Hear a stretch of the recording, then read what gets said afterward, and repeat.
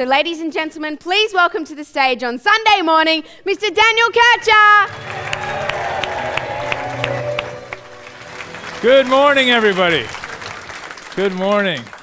Thank you very much. Can I get a quick show of hands? How many people here own shares or have owned shares at some stage in your life? Oh, great. Virtually everybody. Who's never ever owned shares before? Quite a few. Okay. And who's ever heard of options before? Lots of you. Who's actually traded options? Oh, okay. A few of you anyway. Who's ever heard of CFDs before? Lots of you. Okay. And who's actually traded CFDs before? Oh, only a few. Okay. So who's heard of options and CFDs but doesn't really know what they are, and hence probably why I came along here today to find out more? Okay, brilliant. And who's never even heard of options or CFDs before? A few of you. And who did not know they were coming to an option and CFD seminar? Here's another question for you. Who's interested in building their wealth? Oh, of course. All right. Now, in order to build your wealth, is it important to have a higher paying job, or is it better to have multiple income streams? Multiple income streams, sure. So what we're going to talk about this weekend, of course, the whole weekend long, but also today, and what I'm going to share with you is, of course, some strategies to increase your income and hence overall build your wealth. Okay. Now, just before I get started, because I'm specifically talking about the stock market, in Australia we have what's called the Australian Securities and Investment Commission. So just a couple of things I just want to mention to you before I get going. And first off, what I'm sharing with you today is what we call general advice. I'm not specifically telling you what to do. I'm sharing with you an education type format, general information. Further of all, I of course haven't taken into consideration your personal financial objectives. Obviously this is an information seminar. Today I'm going to show you a lot of trades that we're currently either doing or have done in the past. Okay, all the trades I show you are actual trades from the market. They're not hypothetical, made-up trades. But obviously the results we've had in the past don't necessarily mean we're going to get the same results in the future. We could in fact do better, or we might not do as well.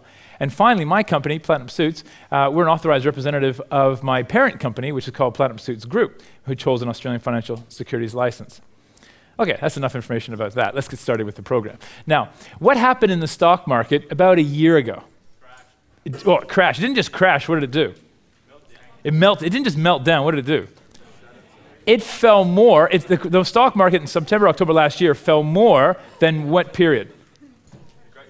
Than ever in our lifetimes. It was the biggest stock market crash in our lifetimes. Okay? How many people here lost money in the stock market last year? Right? How many people still have losses in their accounts from last year? Right? A few people. All right. Who heard that there was over $10 trillion lost in the global stock markets around the world, people around the world, right? Or numbers to that effect, some huge, ridiculous number, right? Now, my question to you is, was $10 trillion actually lost? Does it no longer exist?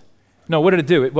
It changed hands, didn't it? It moved from the people who used to have it over to the people who what? Who now have it. Correct. Now, the media, of course, didn't talk about the people who made $10 trillion. The media only talked about the people who what? Who lost $10 trillion. Okay? Now, is it possible, let me ask you, is it possible to make a profit in a rising stock market? Yes. Sure. Who knows that it's possible to make a profit in a rising stock market? How would you do that? Buy shares and sit on them, right? Share price goes up, you make a profit. Cool. Now, is it possible to make a profit in a falling stock market? Yes. How many people here know that it's possible to make a profit in a falling stock market? Everybody. Okay, how many people here know how to make a profit in a falling stock market? Okay, not so many people. Okay, how many people here did make a profit in the falling stock market? 4 people. Okay, so you do appreciate there's a big difference between knowing something's possible, knowing how to do it, and then what? Actually doing it, correct. All right. So what I want to do is I want to share with you some of the trades that we did during that time period. At a time when the stock market was crashing more than it's ever crashed in our entire lifetimes, we personally had the single greatest trading time of our entire careers. So I want to share with you some of the trades that we did during that period, and then what's happened since September, October last year in the markets. They've rebounded enormously. We've had an even better year this year. So I want to share with you what we were doing last year, but also what we've been doing this year. Okay? Now, during that time period now, September last year through to January early this year, particularly when the market was crashing, I want to show you some of the actual trades that we were doing. I'm going to show you the screenshots of our trading accounts. All right, now, just to give you an idea, you could have traded the same trades that I'm going to show you with $500, $1,000, $500,000, $5 million, $50 million. The amount of money you have to trade is actually immaterial. What's important is the actual percentage returns that you make on the trade. Is that fair? Because whether you put $500 on it or $5 million on it, you can still make the same 10, 20, 30% return. Is that cool? Okay, so focus on the percentages. Now, these particular accounts I'm going to share with you, these particular accounts, we only engage about 17 to 20 odd grand. These are small accounts that I use specifically to demonstrate to people the trades that we're doing. I have larger accounts, but I don't show those accounts to a brand new audience like this. The main reason why I don't is because when people see our larger accounts, they tend to think, oh my gosh, I need to have that much money to trade. Well, no, you don't. You can do the exact same trades we do with $500 just as easily as someone else might do with $5,000 or $500,000. Make sense? These particular accounts, we engage somewhere between about 17 to 20 odd $1,000. You could have done a lot less. You could have invested a lot more. It doesn't really matter. Okay. So here we can see during that time period, this is the S&P 500 index. This is the top 500 companies in America squished together into one averaged out price. And we can see that during that time period, particularly September, October last year, that the entire value of the market dropped about 40, 50 odd %. Now that's massive. That's not just one stock. That's the entire value of the top 500 companies. That's the biggest stock market drop we've seen in our lifetimes. So during that time period, these are some of the trades that we were doing. Now here's our account, or one of our accounts. You'll see here it says negative $19 odd thousand. Now that doesn't mean we've lost $19,000. That means that's how much money we've engaged on these particular trades. The actual profit and loss is down in that column there. Okay, so you can see from that point we made one trade made 4,000, one trade made 49,000, 18 odd thousand, 2,000, and 2,000. So from an investment of about 20 odd grand, in about a 3-week time period, made about 350% profit. Here's another account. We engaged just over 19,000. This one made $3,000 on one trade, $76,000 on another trade. We lost $143 on one trade. This account we engaged just over 17,000. One trade made $159,000 in about 3 weeks. One trade lost $18,000. Now, who here would be quite comfortable losing $18,000 on one trade if you made $159,000 on another trade in the same account? Okay? Because you appreciate making a profit in the market is not about making a profit on every single trade, is it? No one can get it right every single time. The concept is to maximize your profits and to minimize your losses. Sure. Okay, I'll show you another trade now. This one's a slightly larger account. One trade made $250,000, $5,000, $12,000, $40,000.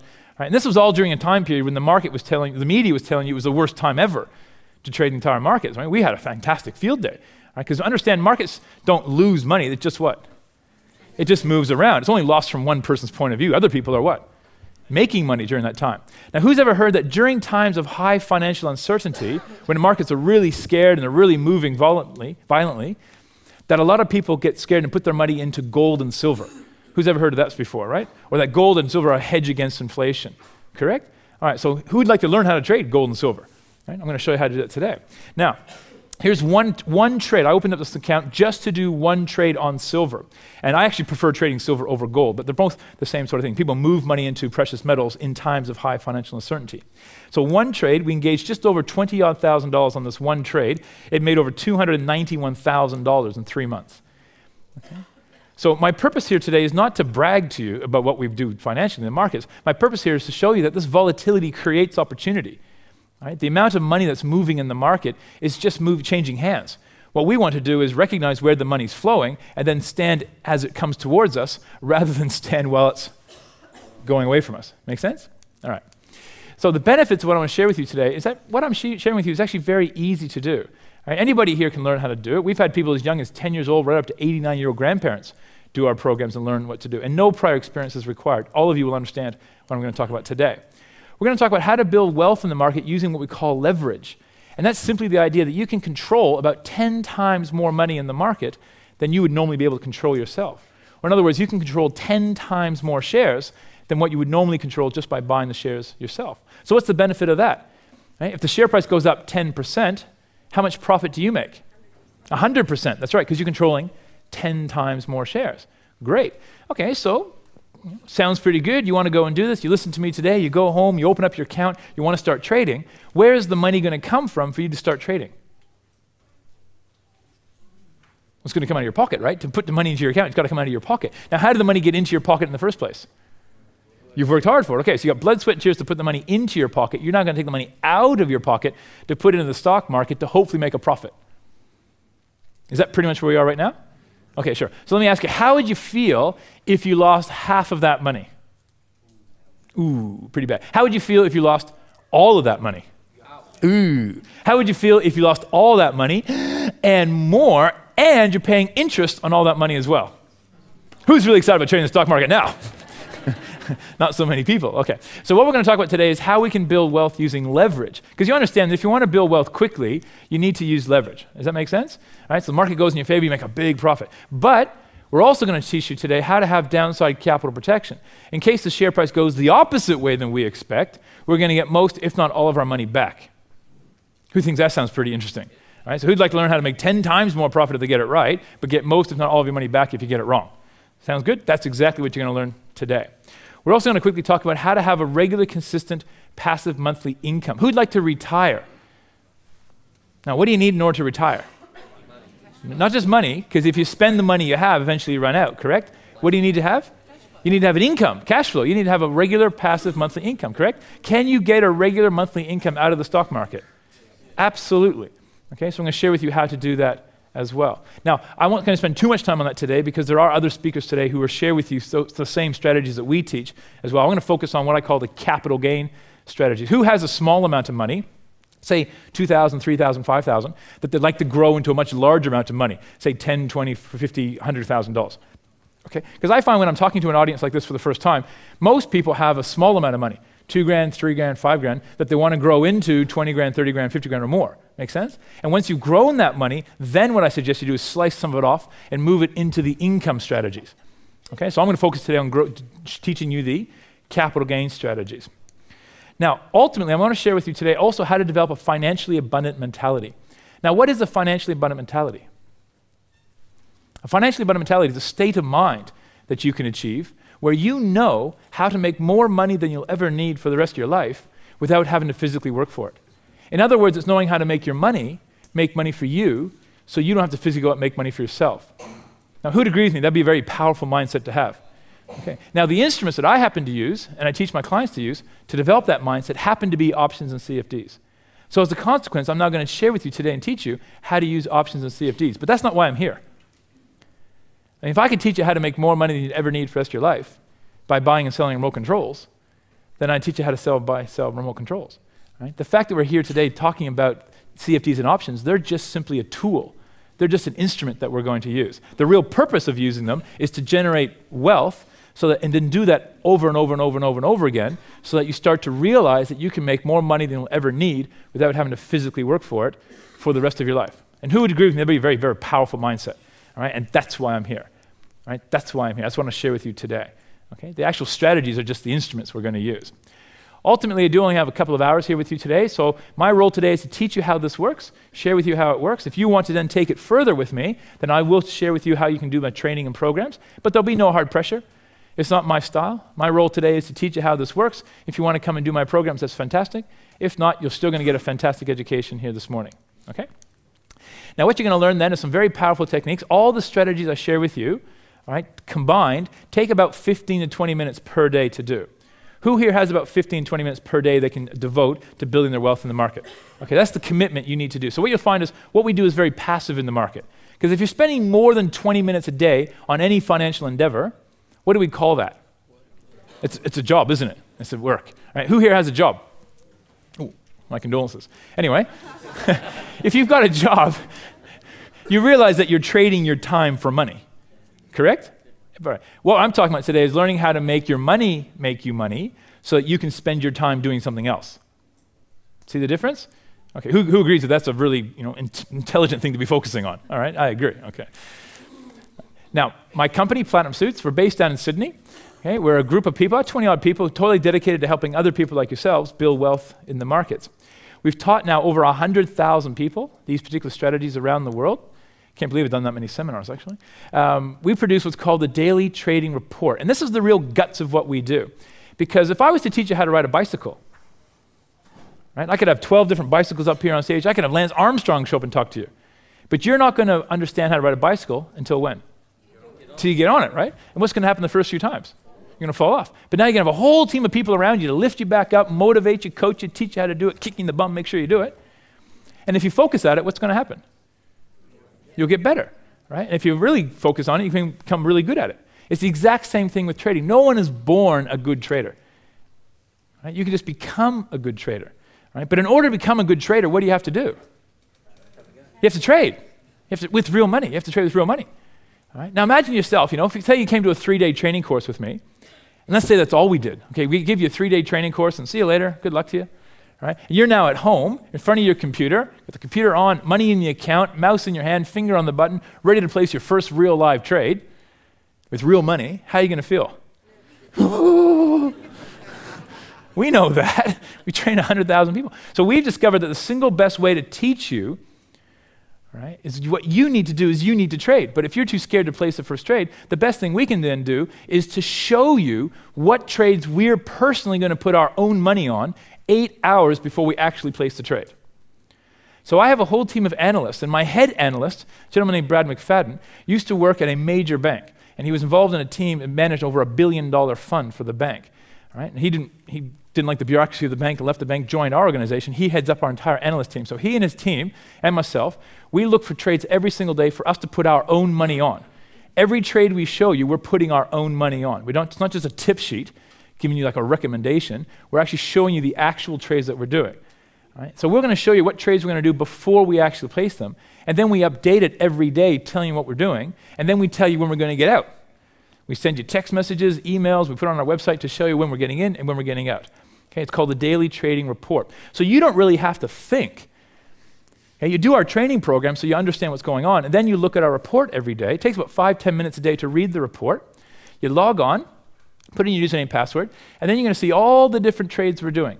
We teach you a whole series of different strategies. Covered call writing, so like share renting, naked put writing, so insurance selling, so all the income strategies, as well as all the capital gain strategies, the strategies of growing small amounts of money into much larger amounts of money. We show you long-term buy and hold, short-term trades. If you actually click on the code to the stock, it actually takes you through and shows you a printout of exactly why we're placing the trade. So we're not just telling you what we're doing, we're teaching you why we're doing it along the way. What's more, we show you the income strategies we're doing. We show the capital gain strategies. We also show you the short-term and the longer-term trades. You'll also find that we don't just trade the stock market. Right? When it comes to the stock market, we trade both the US and the Australian markets, but we don't just trade stocks. Right? We also trade the commodities market. So what are commodities? Wheat, gold, silver, oil. I love trading oil, gas. Right? We also trade the currency market. Okay, so the Aussie dollars, US dollars, Japanese yen, and we also trade the equity or stock markets. So we look at all these different markets, we trade all these different instruments, and we teach you how to understand all these different markets and trade all these different markets from both capital gain points of view and from an income point of view. Okay? We also show you the percentages we're placing on the individual trades. So we don't tell you how much money we're putting on each trade, because frankly that doesn't matter. Some people put less money on it, some people put more money on it. What's important though is we show you what percentage of our account we're actually putting on each trade. So you can see that one down the bottom right called DBC. Right, we're putting 15% of our entire portfolio on that one trade, which is more than we're doing on any other trade. So if you saw that, right, would you then have the confidence to put more money on that one particular trade because we're putting more money on that one particular trade? Sure. And so we're going to tell you when we're getting in. Now, if we're getting out of a trade and we're SMSing you and text messaging you and emailing you and on our website, we're saying we're getting off this trade in 8 hours' time. Might you want to get off the trade too? Right. So again, you don't really have to think, right? You just piggyback. Okay, you just look at the trades that we're doing and you decide for yourself whether or not you want to do the same trades. So we're not telling you what to do, we're telling you what we're doing. And I think that's far, far more powerful. And every single trade we do, we put real. I don't know of another company in the world, in fact, that actually has the confidence in their own trading to actually show their clients exactly what trades they're doing before they do it with real money. We've been doing this for over 7 years. We have a fantastic track record doing this over all this time. So our ultimate mission then is to teach regular people like yourselves how to build fantastic wealth in the market, right? By not just teaching you, but also demonstrating and showing to you on a daily basis. Myself personally, I was born in Canada, hence the accent, okay? Not American. Okay. Put the knives away. Who's you ever heard that Canadians hate being called Americans? Yeah, I never took offense until George Bush. All right? Once George Bush came out, oh, not American, okay? The good side. Now, but funny enough, I came to Australia 20 years ago, to the Gold Coast, in fact. I actually moved to the Gold Coast with my family when I was 16, did 1 year of high school here on the Gold Coast, went up to Brisbane, did University of Queensland, majored in neurophysiology, brain research, amazingly. Went into real estate, had my own real estate practice here on the Gold Coast for 5 years, and then at mid-1990s, 1997, became fascinated with the stock market. Because you might remember that in mid-1990s, real estate was pretty sluggish, but the stock market was really heating up into what became known as the tech boom by the late 1990s. But in the mid-1990s, I didn't know anything. So I actually met this retired fund manager, and the two of us formed a company together called MetaShare International. We ran that company about 3 years. He unfortunately had a stroke, so we sold the business. But I started again after meeting a gentleman named Tony Robbins. Anyone here ever heard of Anthony? You've all heard of Anthony Robbins, right? Tony Robbins. I met Tony back in 99, 2000, and actually got to know him personally. And he invited me to come and speak at his Wealth Mastery event. So for about a year, I spent time teaching options trading in both Singapore and Australia, all around the world with Tony Robbins, teaching people how to trade options. So I started Platinum Pursuits off the back of that experience. And I've been running Platinum Pursuits now for about 8 years. Initially just as a hobby, because I retired when I was 27. I thought, I'll spend a bit of time teaching. But over the years, I really, really enjoy sharing this information. And so now I've taught people all around the world these particular strategies. And about 4 or 5 years ago, my wife and I had a daughter, came back to Australia. And so I've been really focusing just on the Australian market for the last 5 years, as I've been sort of staying closer to home with our little baby. Today, I'm a fully accredited stocks options CFD advisor. I've got well over 16 years experience now trading in the markets. I write a variety of different articles and columns for various different newspapers and magazines around Australia. I write a variety of books. Okay, you may have seen this one in the bookshops. This book here, Taming the Beasts. I wrote this one last year because we saw the stock market crash coming about a year before it actually hit. So I wrote this book specifically last year to teach people how to make a profit and how to protect themselves in a major stock market crash. Now, the book came out in October last year, 2008. I think they invented the stock market crash just to help me sell the book, because it came out at the exact same time the stock market crashed, and it helped propel my book to the top five selling book in Borders last year, which was pretty cool. My latest book, Financial Abundance for Life, this one's more about the financial abundant mentality, psychology side of making money that I was mentioning before. Who played the cash flow game last night? Robert Kiyosaki's game, right? Well, it's tonight, is it? Who's ever played cash flow before? Okay, who's ever played Monopoly before? Everyone's played Monopoly, right? Who enjoys learning financial strategies in a board game style? Yeah, me too. So I invented the world's only options trading board game. This is a great game, if I do say so myself. This game comes with a DVD to teach you all about options trading and how to play the game. The other DVD has over 1,000 different trading opportunities. So the difference, cash flow and Monopoly are fantastic games, but you do realize when you play the games that they are make-believe type scenarios, right? The difference with this game is as you're playing the game, you're actually playing real-life prices. So it's actually more of a training program to teach you all about options trading wrapped up in a board game style. We sell this game for $199 on bookshops and online all around the world. But far more importantly, I'm just a guy, right? He just happened to throw himself into the stock market at a young age, actually a local boy, grew up here on the Gold Coast, did very well financially in the tech boom, did even better in the tech crash, retired when I was 27, met Tony Robbins, he invited me to come and speak. So since then, I spend about 4 to 5 months of the year sharing this information with those who want to learn. I spend the other half of my life in my own personal leisure, charity, spiritual, and family interests. Okay, that's enough about me. Let's get started about the market. Now, you've no doubt noticed that the American and the Australian stock markets have become more volatile in the last year than they have been the last, ever, basically, in our whole lifetimes. Now, here again is the S&P 500. This is the top 500 companies on the US market. And we can see that collectively, back in May 2006, the overall market fell about 8%. Back in May 2006. Now that was the biggest stock market drop we had had since the tech crash of 2000. That was then followed by one of the biggest, longest sustained rallies in the history of the US market up to the middle of 2007.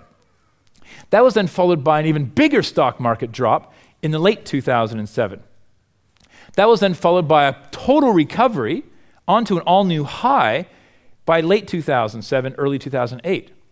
That was then followed by an even bigger stock market fall in early 2008, followed by a partial recovery, and then leading into an even bigger stock market fall up to September 2008. Now, who can see a bit of a pattern forming here? Right? What's the pattern that's forming? It's going up and down, but it's doing what? It's up and down more. It's more higher and lower, isn't it? It's rising higher, it's falling lower, it's recovering more, it's falling even more. So the market's becoming more what? More volatile, right? And that's leading up into September last year. Here's October last year. All right? So you can see the difference, right? It's an absolutely massive drop. So that is the biggest stock market drop we've ever seen in our lifetimes. Now let me ask you, in order for the stock market to drop that much, what did we have to have a lot of?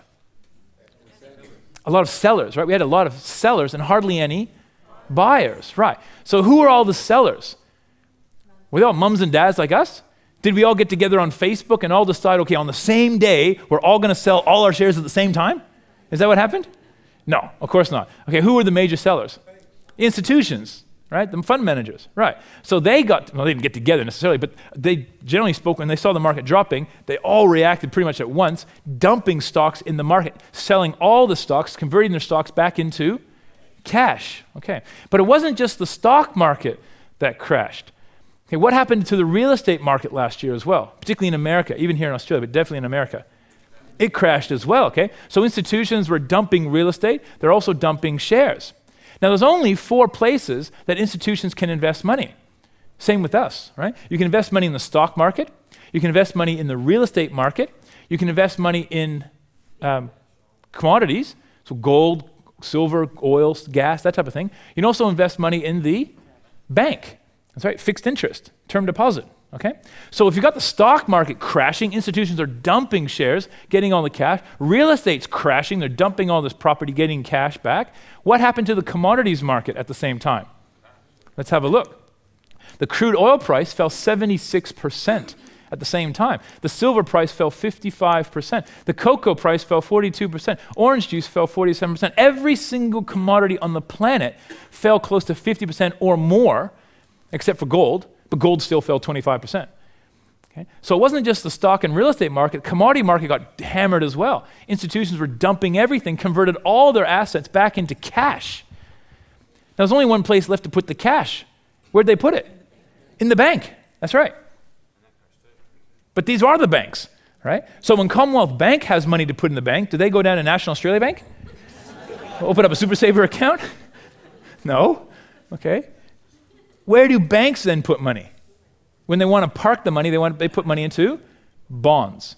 Okay, who's heard of bonds before? All right, what are bonds? Bonds are just a loan. You loan your money to somebody else. In return, you'll get your money back with interest, right? Now, there's 2 main types of bonds. Okay, there's corporate bonds, where you lend your money to a company like Microsoft. Right? How much confidence do you think there was investing money in or lending money to a company when the stock market was crashing? Not much confidence, okay? So the other type of bond is known as a what? A treasury bond. Who backs the treasury bonds? The government, that's right. Okay, so here's the performance of treasury bonds over the last 6-7 years. Now, normally, we don't talk about bonds, because when you invest in a bond, all you get is your money back with interest. And what have the interest rates been like for the last 10 years? Historically low, that's right. So historically, we don't bother talking about bonds because they're sort of plod along sideways. But what would you expect to see happen to the bond market if at one point in history, more than ever before, every other asset class is liquidated and there's this mountain of money that needs to be parked somewhere for a brief period of time? What would you expect to see happen to the bond market? Absolutely explode, right? Let's have a look. Is that what happened? Absolutely. So the same time that the stock, the real estate, and the commodity markets are crashing, the bond market exploded. So now we know where the money went. It wasn't lost. It moved into the bond market. Now all you get is your money back with interest, right? But at the same time that happened, what happened to the interest rates around the world? They dropped to what level? The lowest levels ever. What was the interest rate in America? 0.25%, still 0.25%. What about the UK? 0.25%. Europe, 0.5%. Canada, 0.25%. Japan, 0.1%. Australia, 3%. Okay? So that we have the highest interest rate of all the major nations around the world, but we had the lowest interest rate we've had in 55 years. But already we started putting our rates back up. We're at 3.75 now, but at that time we were getting 3%. Right? So how long do you think banks want to keep their money in the bond market getting the lowest interest rates in the history of the world? Not long at all. They want to move it back out of the bond market, back into the other markets. Now, what would be a clue to us? What would be a clue that the money's coming out of the bond market back into the other markets? Looking at that graph. Is when it falls, correct? Now, is that what happened? Let's have a look. Okay, so in January, February this year, money started to come out of the bond market. If we fast forward to today, you can see that the money's already come out of the bond market, right? Actually, the bond market now is down below where it was before the crash last year. So the money's come out of bonds. Now, where did it go? Did it go back into real estate? Has the real estate market totally recovered? No, long time from that one. What about the stock market? Has that recovered? Starting to, right? But where did money go first? Into commodities. That's right. Okay, so let's have a look. Okay, we can see that the silver price exploded 110% this year. The copper price has been up 140%. Crude oil is up 156%. And these things haven't even recovered back to their highs, but they were so low they've been recovering percentage-wise an enormous amount. So we know where the money's gone. It's gone back into the commodities market. Now, the stock market, here's the S&P 500. It's up 65% so far this year. Right? Now, again, you can see it's got a long way to go to recover, but percentage-wise, it's up an enormous amount. Now, 65% on the total value of the whole market, that's huge. To put that into context, the last time the S&P 500 went up 65% like that was back between 1996 and 1998. And that was known as the tech boom, right? And that took 18 months to happen. This time around, it's happened in 7 months. We are currently in the biggest stock market boom in the history of the world, and the media would have you believe we're still in a recession. Is that fair? All right. Actually, who's heard that the media has only just recently started to say, oh, you know what? It's actually not that bad. It's not as bad as we thought. Right? Who's heard the media is now sort of saying that, it's actually not as bad, it's actually starting to recover. Right? We've been in a recovery for 7 months. Is it fair to say that by the time the media is telling you something's happened, it's already happened? Right? So is the media there to teach you how to make money in the market? No. Okay, so you've got to know where the information is first, not wait for the media to tell you, so that you can see where the money's flowing. This is why, think of money like a balloon. Okay, so say you blew up a balloon. There's only a finite amount of money on the planet. Okay, and there's only about 4 different markets. So if you squeeze one market, the money's going to what? Bubble in another market, correct? And if you squeeze 3 of them, one of them's going to explode, correct? And when that one falls, it's got to pop up somewhere else, correct? So that's why we look at all 4 different markets so that we can see where's the money going, so we can then stand there as the money's coming towards us rather than be the sucker as the market's popping and all the money's moving out. Make sense? Okay. So we look at market fluctuations like our friend, not our enemy, all right? We like a volatile market, all right? So, because you can protect yourself if you get it wrong and make a big profit whether the market's going up or going down.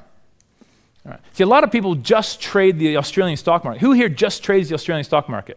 People like that? All right. Now, no disrespect, and that's great you trade, but if you're just looking at the Australian stock market, frankly, you've got blinkers on. You're only looking at one little market. You're not seeing all the other markets that are going on, right? And you don't notice the freight train that's coming at you the side of your head. I like to think, imagine yourself standing on the moon. Right, imagine looking back at the planet. What we like to do is look at the whole planet in total and look at all the money that's flowing around it from all the different markets to then work out what's actually going on globally. Does that make sense? Once you understand that, it makes it so much easier to see trends and then get into the market before the markets take off.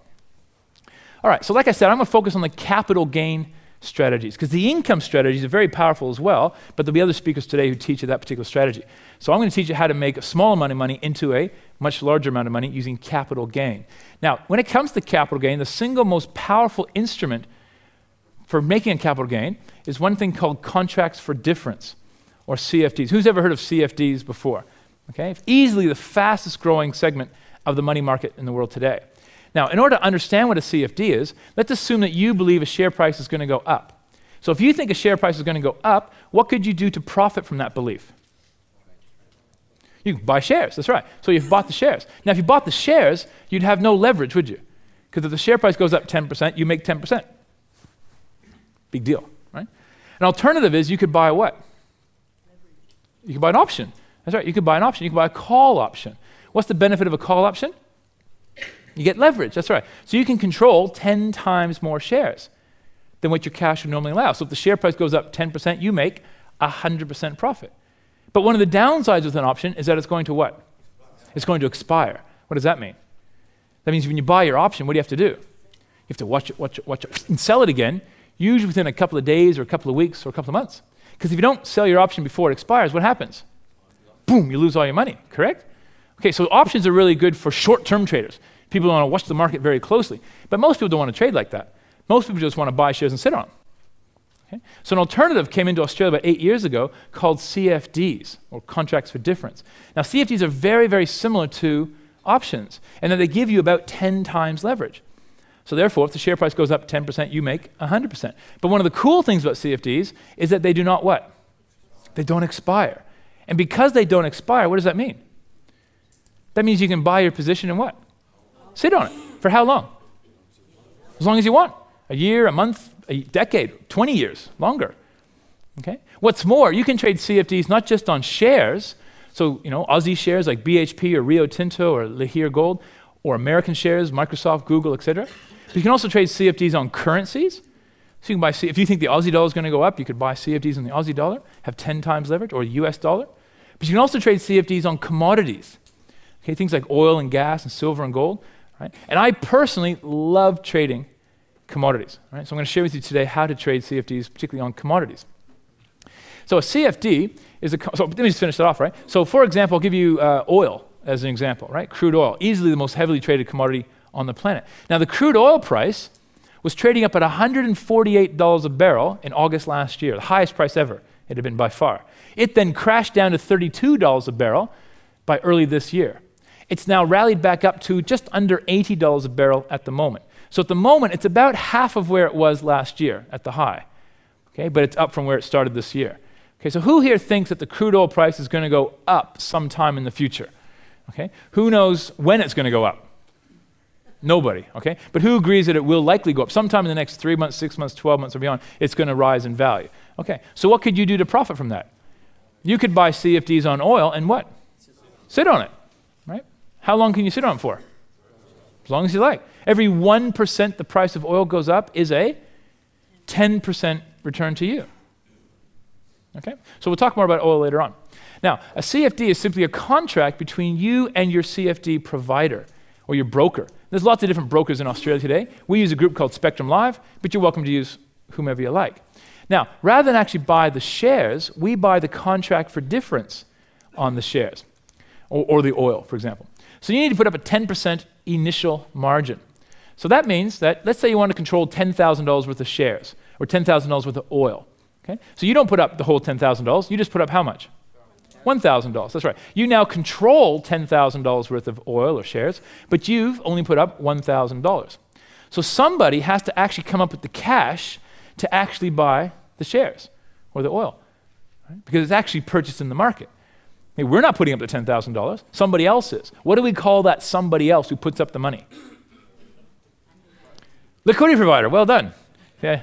I told you it's not a hard seminar, is it? Okay. Liquidity provider. Now, who are the liquidity providers?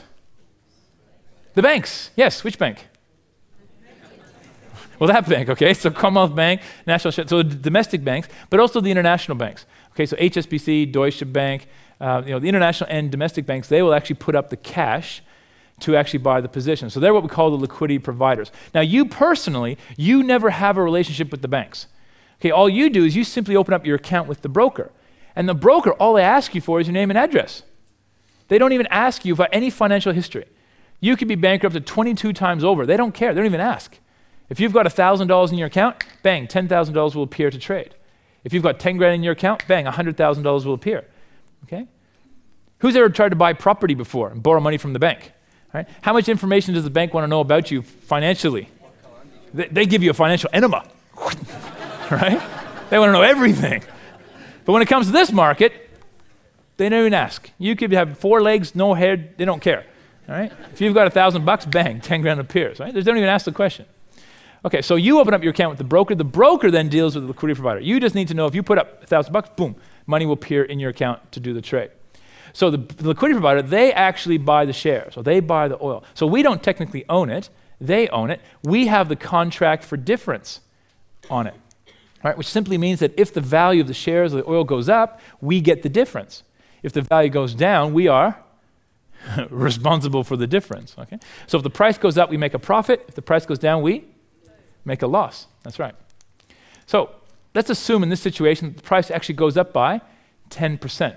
So let's say we've got $10,000 worth of shares. We've put up our $1,000. Let's say the price goes up by 10%. How much are the shares now worth? $11,000, right? So how much profit is in that trade? $1,000 profit. So if we now close out the trade, we get back our $1,000 margin and we get back the $1,000 profit. So what percentage return have we made? 100%. So even though the share price only went up 10%, we've made 100% profit. Okay, and this is simply what we call what? Leverage, right? And in this case, we have a 1-for-10 leverage ratio. Every 1% the share price goes up is a 10% profit to us. Easy. Okay. So what's in it for the bank? I mean, if we're going to make all the profit, what's in it for the bank? Interest, that's right. They're going to charge us interest on the money that we're borrowing to buy the shares. Okay? Now, the banks themselves, they don't even lend us their own money. What they do instead is they go and borrow the money from some other source. And they'll borrow the money from term deposits or superannuation funds or the Reserve Bank, and they'll pay what's called the annual cash rate or the LIBOR rate, so, which in America right now is 0.25%. In Australia, it's about 3.75%. Okay, so the bank goes and borrows the money from some source, pays the LIBOR rate, then adds on an extra piece of interest for themselves, commonly known as the haircut, right, which is about 2.5% interest, which is what the bank gets to keep for themselves. Right? So we're essentially paying the annual cash rate plus the bank's haircut. Okay?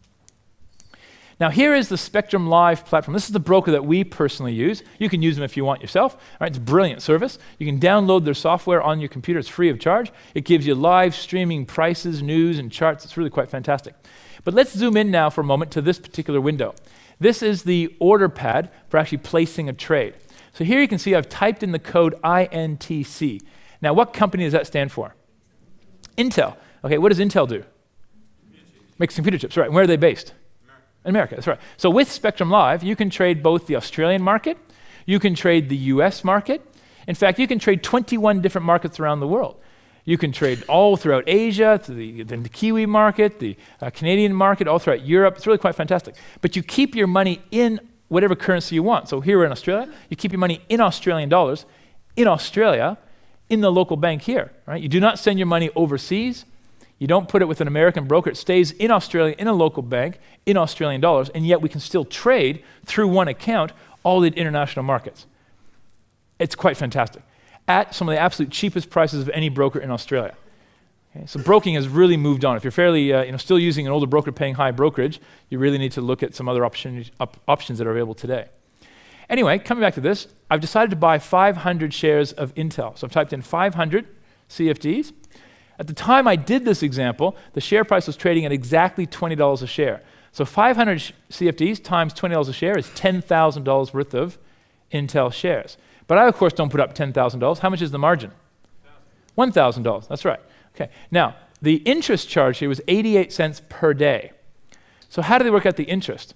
Well, if you're doing trades on the US market, even though your money's in Australia, we do the trade on the US market, we pay the US cash rate plus the haircut.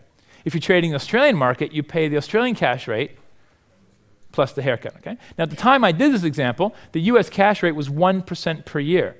What's happened to the cash rate since?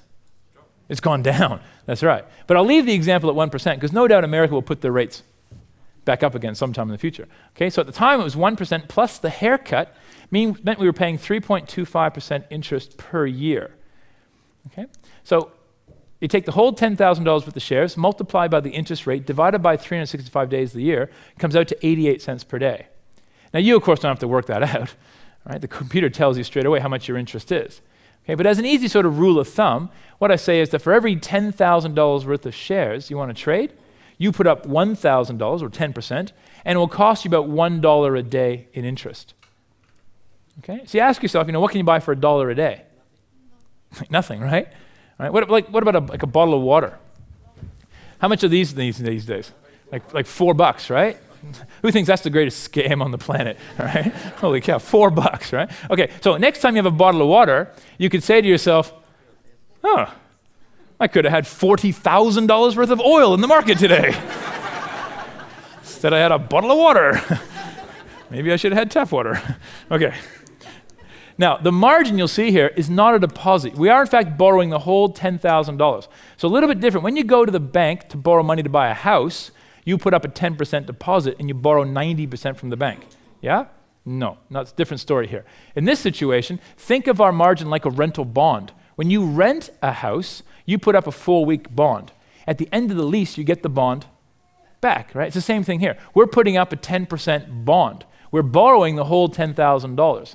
Now, if the share price goes up and there's a profit, then we sell, we get back our bond, the margin, and we get the profit. If the share price goes down and there's a loss, our bond goes to cover the loss. So the banks are never at risk.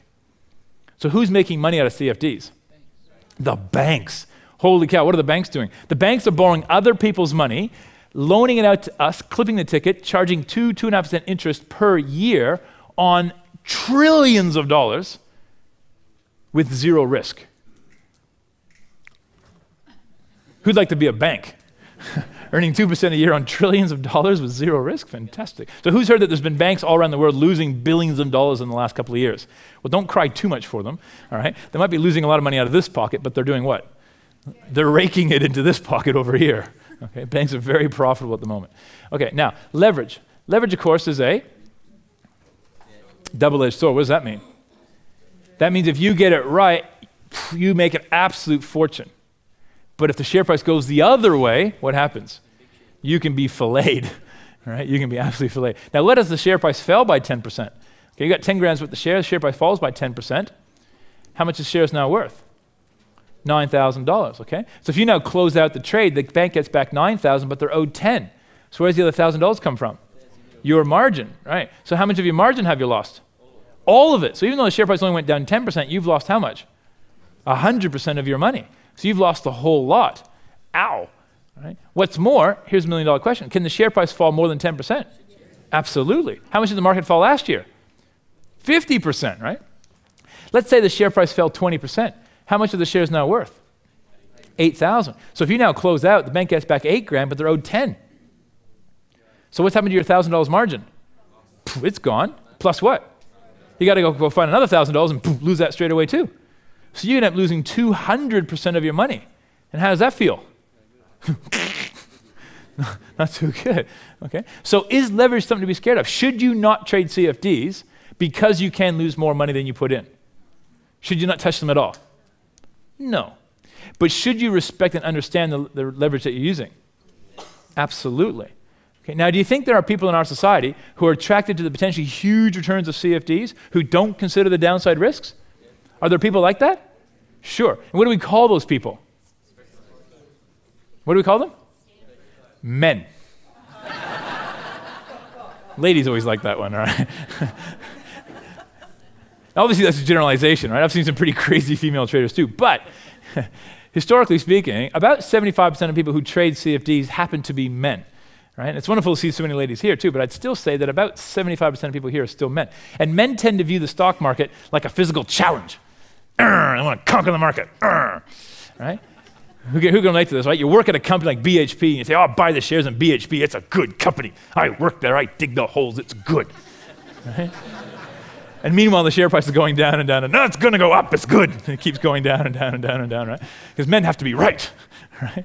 Women look at that, go, get out of it, close out, sell. Right? Who can relate to that as a guy? I definitely can. You hold on to trades that go against you. Okay. Warren Buffett puts it this way. I'm a huge student of Warren Buffett. Warren Buffett says that derivatives, which include options and CFDs, right, are financial weapons of mass destruction. Right? That used by people who know what they're doing can be used to create absolutely fantastic wealth, as I've demonstrated to you already. Okay? Used by people who don't know what they're doing, the uninitiated, the uneducated, the plain, stupid, and greedy, right? You can absolutely destroy your account. You can lose all your money and multiple times they're over. Okay, so if you're not going to go to the effort to learn how to use these things properly, don't trade them. But if you're going to go to the effort to learn it, they're fantastic when you know what you're doing and you know how to protect yourself. They're by far what I consider the most powerful wealth creation strategies on the planet. And frankly, I'd love to see someone show me, if I could challenge anyone to show me a better strategy, because I've never seen it, and I would love to. All right, now let me ask you a question. What is the single most important thing to becoming a successful trader? Is making a huge profit the single most important thing? No. Mindset, not so much mindset to a degree, but there's one thing particularly.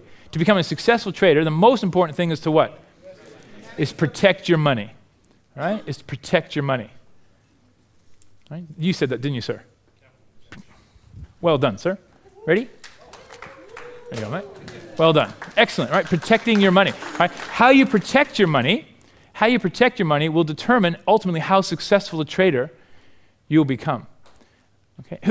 Who's here has ever gone through a dark time in their life? All right? We've all gone through a dark time, right? We've lost money, we've lost a loved one, or we lost a job, whatever, right? It's how you handle yourself in the dark time that determines who you are as a person. Is that fair? Anyone can handle the good times. It's how you handle the down times that determines who you are. It's the same thing with trading. Anyone can handle the profit. That's the easy part, right? It's how you handle your losses that determines how successful you'll ultimately be. Okay? Now, Warren Buffett again puts it this way. He says there's only 2 rules to becoming a successful trader. That's it, only 2 rules. What's rule number 1? Never lose money. What's rule number 2? Never forget rule number 1. Easy. Now that sounds incredibly what? Obvious, right? Obvious and simple. But the reality is 99% of people who trade do not follow these rules, even including institutions and fund managers. All right? Let me ask, who here trades? Who's ever traded before? Stocks or options or anything? Okay. What's the thing you normally use to protect your downside risk? A stop loss, right? So who's ever heard of a stop loss before? All right, most of you. Okay, what's a stop loss? A stop loss is simply an order that you give to your broker that says, if the share price falls to this level, bang, close out my trade, sell, stop the loss. Make sense? So for example, let's say you bought your shares at $10 and you put your stop loss down at $9.50, which is about 5% below the purchase price. And so if the share price hits $9.50, bang, automatically the computer closes out the trade and you cut your loss, you stop your loss. Now, if the share price has fallen 5%, how much of your money have you lost on the CFD? 50%, right? Why? Because you got a 10 times leverage. Okay.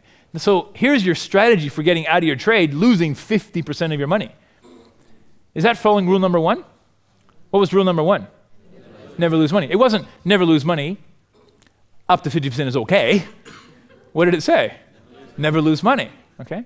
So what some people say is, let's put our stop loss down at 2%. That's better. Now if it's a stop loss, only lose how much? 20%. That's better. You're still losing money, but at least it's not as 50%. But what's the problem with having a 2% stop loss? It's too tight. Right? It's too tight. Right? The market's fluctuating during the day. It can easily come down, hit your stop loss, close you out for a loss, and then what? Bounce back up again. Who's ever been stopped out of their trade before? Oh, don't you hate that? Because you're doing everything right. You're on a winning trade. You should have made a profit, but just for a minute.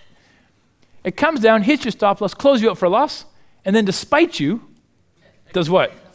Bounces back up again. Oh, I hate that. So what some people say is, let's put our stop loss down at 10%. Now we're not going to get stopped out as much. But what's the problem with the 10% stop loss? You're not really stopping the loss. You've lost everything at that point. So where's the happy balance? Around 5%. That's why most people put a 5% stop loss. But the reality is you're still losing 50%, aren't you? What's more, you might buy your shares at $10, put your stop loss at $9.50, but can the share price gap? Can it open lower the next day? It might open down at $9, right? So you can end up losing 100% or more, even though you're only prepared to lose 50%, correct? Okay, so obviously there has to be a better way, right? Can I get a handheld mic? Can someone get me a handheld mic, please? All right, there has to be a better way, okay? And there is. In fact, how many people here have seen me speak before? All right, I recognize a couple of familiar faces, just down here, thanks, hands. Right, so what we're going to focus on is we can buy, in fact, you guys tell me, what can we buy to guarantee us the right to be able to sell our shares for the purchase price of buying them? What can we buy? Okay, insurance, well, what do we call that, a put option, right? We can buy a put option. Who's ever heard of put options before? Right, who's never heard of put options before? Who's heard of them but doesn't really know what they are? Right, okay, cool.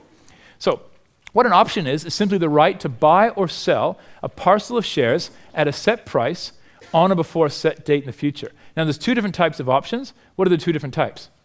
Calls and puts, right. So a call option gives you the right to buy shares, and a put option gives you the right to sell shares. Excellent, okay. Now, how many people here, well, I'm going to speak now to the people who haven't seen me speak before. Okay, because if you've seen me speak before, you kind of know where I'm going with this, all right? So I'm now speaking to people who haven't seen me speak before. So of all those people who haven't seen me speak before, how many people here own a car? Okay, now who insures their car? All right, and who has never traded options before? So owns a car, insures a car, and hasn't really traded options before much. Okay, great. I'm going to pick on you, sir, only because you were being a bit loud before as well, okay? So you look like a bit of fun. All right, now what's your name, sir? Simon. Simon. Okay, cool, Simon. And Simon, you own a car, Yes. and you insure your car, Yes. and you've never traded options before. That's right. Brilliant. But you want to learn? Yes. Excellent. Okay, now, Simon, do you crash your car every year? No. No. Have you ever crashed your car? Yes. Yeah. How long ago? Years Years ago. ago. Okay, so how much insurance do you pay? $80 a month. Okay, so what's it, 900, almost, let's call it $1,000 a year, right, for a round figure. Okay, $1,000 a year. All right, and do you mind if I ask you, how much is your car worth? They say it's worth about $6,900. Oh, really? Okay, so you're paying around about 15% of the value of your car in car insurance every year, right? How old are you? 22. You had to think about that one, didn't you? All right. 22. Well, that's why you pay so much car insurance, okay? So 22-year-old guy, obviously his insurance can be a bit more expensive. Most people in Australia pay somewhere between about 5 to 10% of the value of their car in car insurance. Okay, you young guy, you've already had a car, you're only 22, you've already had a car accident, for crying out loud. No wonder you pay $1,000 a year. Okay, so Simon, all right. Now, but you haven't crashed your car recently? No. Long time, okay. Now, Simon, if you don't crash your car, so at the end of the year, the car's totally fine, no one's crashed into it, you totally fine car, does the insurance company give you your $1,000 back? No. No, oh, no. In fact, what do? You stump up another $1,000 for the next year, right? Okay, now here's the million-dollar question. Simon, if you don't crash your car, and no one crashes into your car, right, and at the end of the year, the insurance company doesn't give you your $1,000 back, do you consider that a loss? Yes. Ah, is it a loss? No. What's a loss? A loss is where you pay money, but you get nothing in return, correct? What's an expense? An expense is where you pay money, but you get something in return, right? Like tires or petrol or maintenance, right? You've got expenses on the car. Is it fair to say that insurance is another expense? Sure, because what are you getting in return for your $1,000? Yeah, peace of mind. You know that if you crash the car, the insurance company will fix the car, right? Or if someone crashes into you, and God forbid it's your fault, and someone died in the accident, you would not be financially liable for their loss, right? God forbid it happened. Make sense? Okay, cool. So would you ever dream of driving the car without car insurance? No. Absolutely not, right? Because, I mean, even though you're paying 14% of the value of the car, it's only $1,000 a year. It's still a small expense to pay for the peace of mind of being able to drive the car safely without the financial risk, correct? Because it's so easy to have a car accident. It's an accident, right? And you could be bankrupted for life otherwise. Who would agree with that? Who would not dream of driving a car without car insurance? Right? Absolutely, okay? Now, how many people here own shares that are worth more than their car? Oh, let me rephrase this. How many people here used to own shares that were worth more than their car? Okay, put your hands up if you own shares worth more than your car or used to. Okay, keep your hands up. Keep your hands up now. Keep your hands up if you insure your shares. 2, 3 people. Okay. Who here owns shares worth more than their car but doesn't insure their shares? Okay, why don't you insure your shares? Didn't know you could. Okay, if you don't know you could, fair enough. Right? Who's ever spoken to a financial planner before? Who's ever spoken to a stockbroker before? Who thinks somewhere along the lines those people could have said to you, oh, hey, by the way, do you know you can insure your shares? Who thinks that they should have done that? Who thinks that it's their job to do that, right? Who thinks that because you're paying them money for their advice on the stock market and they don't tell you that you can insure your shares, that in a way that's criminally negligent? Who thinks that, right? Like if a doctor knows you have terminal cancer and doesn't tell you, it's a bit naughty, would you agree? All right. Now, is this whole idea of insuring shares, is it new? Has it only been around for like maybe 6 months and maybe your advisors didn't know? Or has it been around since like when I was born, 1972 for crying out loud? It's been around for 36, almost 37 years now, is the ability to actually insure your shares. I've been teaching this stuff for 12 years. Where you been? Right? How can we insure shares? We buy what? We buy what's called a put option. Right? What is a put option? A put option gives us the guaranteed right to be able to sell the shares for the same price that we bought them for the same strike price. Okay? And I'm going to go through and explain this with you now. But Simon, you're new to this, aren't you? Yes. This is all brand new for you. Yes. All right, but you want to learn how to do it? Yes. And make money in the trading options, but also learn how to protect your shares? Yes. Excellent.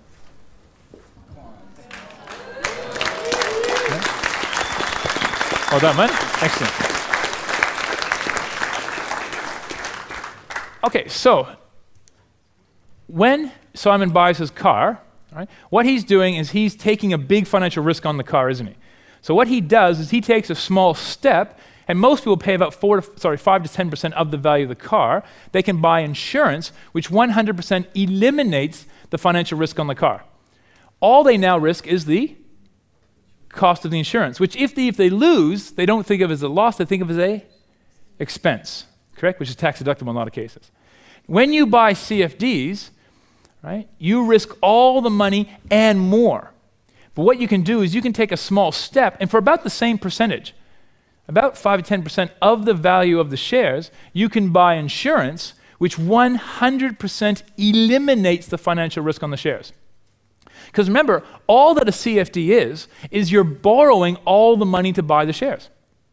So if you're borrowing all the money to buy the shares from somebody else, how critically important is it not to lose that money? Very important, correct? Okay, so how can we protect that? We take an extra step. We spend about 5 to 10% of the value of the shares, and we buy a what? A put option. And that 100% eliminates the financial risk on the shares. All we now risk is the cost of the put option, which even if you lost, would you think of that as a loss?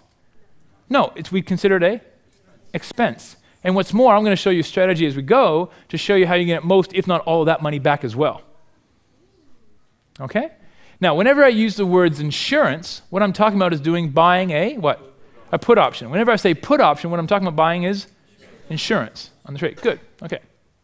So by buying a put option along with the CFD, you eliminate the risk on the shares. There's no way you could lose any money that you've borrowed to buy the shares. All you now risk is the cost of the put and the interest on the trade. But with the interest rates so low they are now, the interest is almost negligible. The real focus we have is the cost of buying the put option. All right, so we're going to buy one put option for every 100 shares we have on the US market. So if you buy 100 shares, how many puts do you need? One. So one put protects 100 shares. If you had 200 shares, how many put options do you need? 2. Right. And that's how it works on the US options market, US stock market. It works the exact same way in Australia. The only difference in Australia is one put option in Australia protects what? 1,000 shares. That's right. Now, it's a very small difference, but an amazingly huge reason why we prefer to trade the US market. Because it means you can have a lot less money. You can do these trades with as little as $2,000 or $3,000. You only need to have a couple of $1,000s in your account to do these trades. Whereas in Australia, you have to have much larger amounts of money because every trade has got to be 10 times larger than what you do in America. And of course, you can do all this from an Australian account, keep your money in Australia in Australian dollars. It's fantastic. Okay. So this is the real guts of what I'm going to go through now. Right? This is the real strategy I want to teach you. It's what I call CFD hedging. Easily what I consider the single most powerful wealth creation strategy on the planet for the private individual. Okay, so we're going to use CFDs in order to get the leverage power that doesn't expire.